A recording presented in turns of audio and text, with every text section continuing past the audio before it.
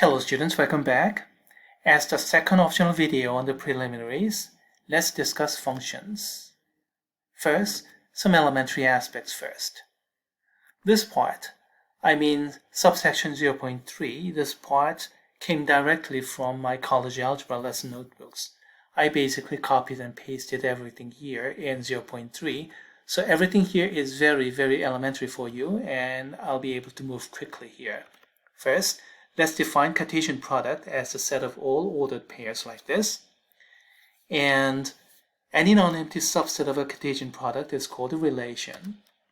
We say x is related to y if the ordered pair x, y belongs to the relation. Here are a couple of examples of Cartesian product, a finite example and an infinite example. These are so elementary that I de-emphasize in gray even in college algebra class. How about these examples on relations?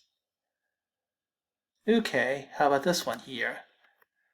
The first relation is given by this algebraic equation, x squared plus y squared is equal to 1. In other words, x and y are related like that. So what is it? Geometrically, I mean. It's a circle.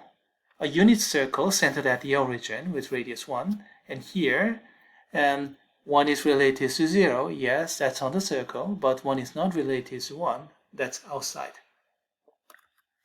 How about the next relation here? X squared minus y squared is equal to 1. That's a hyperbola, like this. In this case, you can see 1 is related to 0, but 0 is not related to 1, you see. So in this case, the relation is not symmetric. 1, 0, yes. 0, 1, no. Not symmetric. How about the third relation here? X and y are related as y equals x squared. It's a parabola, like this. Okay, the detail is left to the students. After all these came from college algebra. The next concept, domain and range. Basically, the domain is set of all x coordinates in the range, and the range is set of all y coordinates in the range. Here's some examples of domain and range. Let's see, how about domain and range for the first relation here? X is between -1 and 1, and y is between -1 and +1. Do you see those? Yeah, just follow a portion of continuous curve, -1 to 1 like this, or the other way, -1 to 1 like that, or the other way. Either way, just follow the curve. How about the next example here? We have hyperbola, and what's the domain and range? Range is easier. Follow a curve, this one or that one, either way, -infinity to +infinity, just follow the curve, or this way. Domain, well, that's going to be an issue because we have a gap here, -infinity to -1 and decreasing back down. And here, +infinity going back to 1 and increasing back, leaving here. So we have a gap like this. And range is easier. By the way, why am I spending so much time here? I got carried away here. This is college algebra material. Okay, the third example, domain and range. I'm going to leave those to you. Okay, now that we took care of the Cartesian product, relation, and domain and range, okay, let's define a function. A function is a special relation where each x in the domain is related to 1 and only one y in the range. So each x has unique function value y. There are several ways to represent a function, and a pair notation goes like this. After all, everything came from Cartesian product, so let's begin with a pair. X is related to y1 and x is related to y2, then y1 and y2 are the same. In other words, we have unique y value related to x. Another is arrow notation. Between sets we use plain arrow, and between elements we use let me expand the font. We use arrow with this little vertical bar between elements. Between sets, we use plain arrow. And here is the function condition. If x is related to y1 and x is related to y2, then y1 and y2 are the same. So x is related to a unique y value in the range.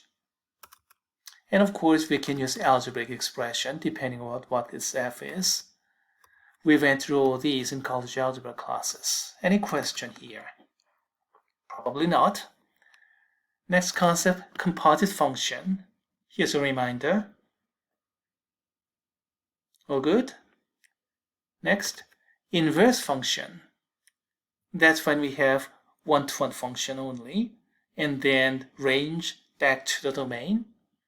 And then if we restrict only from domain and range only, in that case, instead of D and R, we just rename them as X and Y so that we don't have to consider anything else. That's the kind of situation that we are going to consider in this course or higher up usually. Okay, so much for elementary aspects of functions. Oh boy, I spent too much time. Let's go to a little bit harder aspects of functions.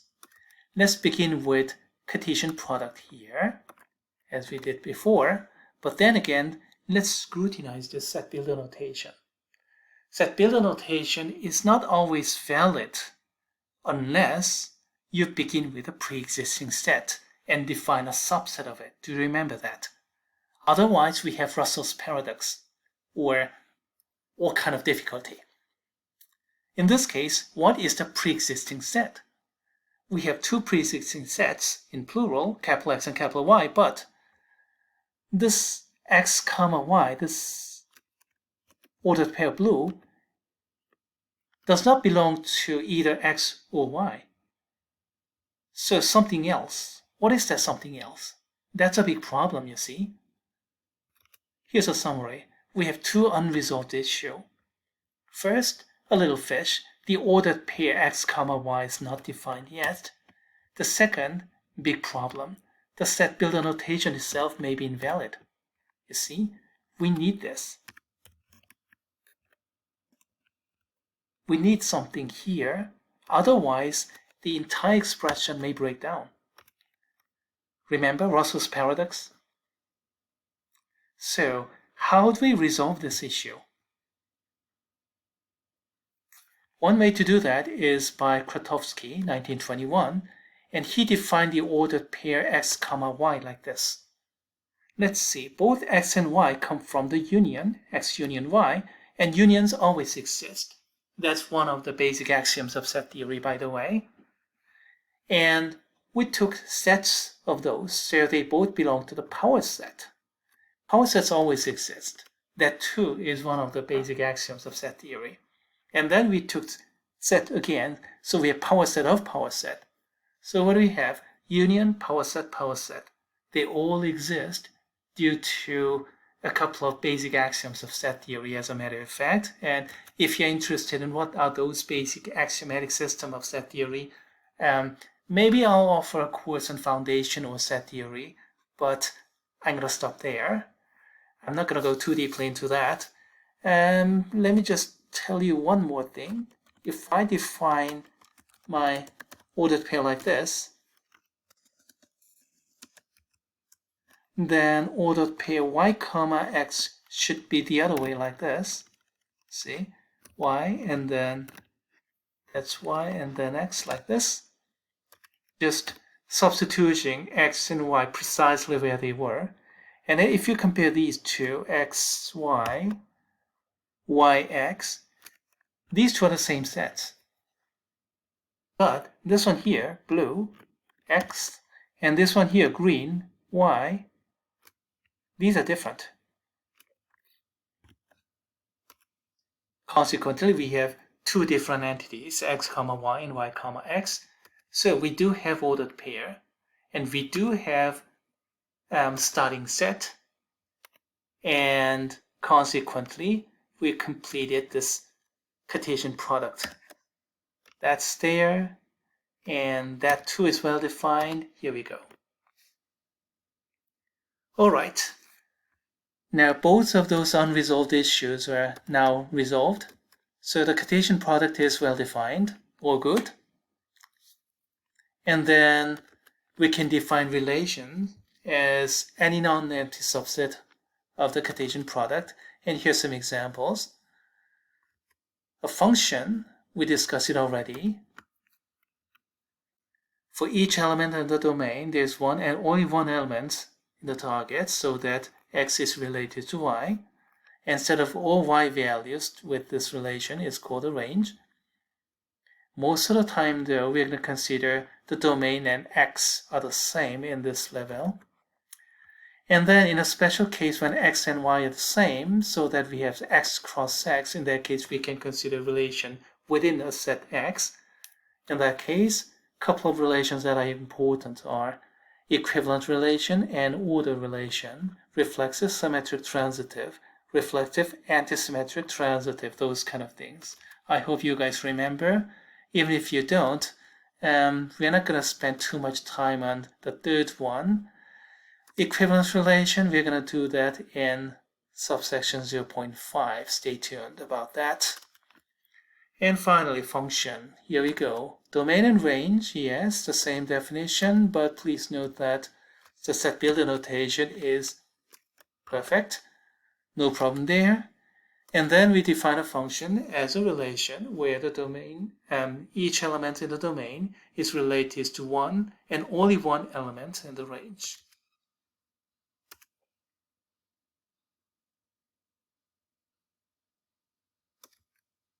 And then we have some alternative expression to denote a function. And previous expression here is sometimes called a graph, but that was in elementary level.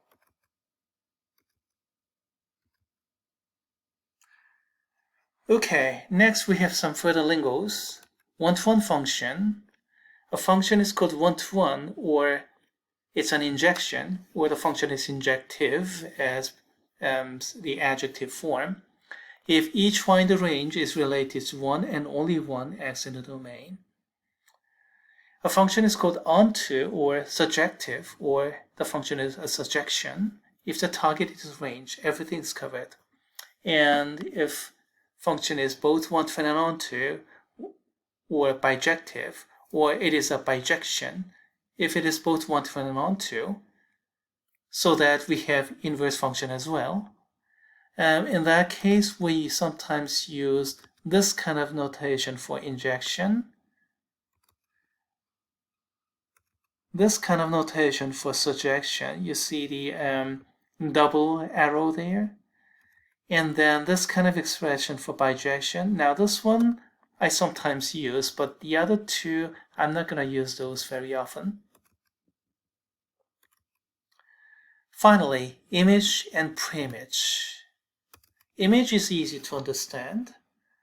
Start from a set or a subset of the domain, and the set of all function values, which is a subset of the range, is called the image of A.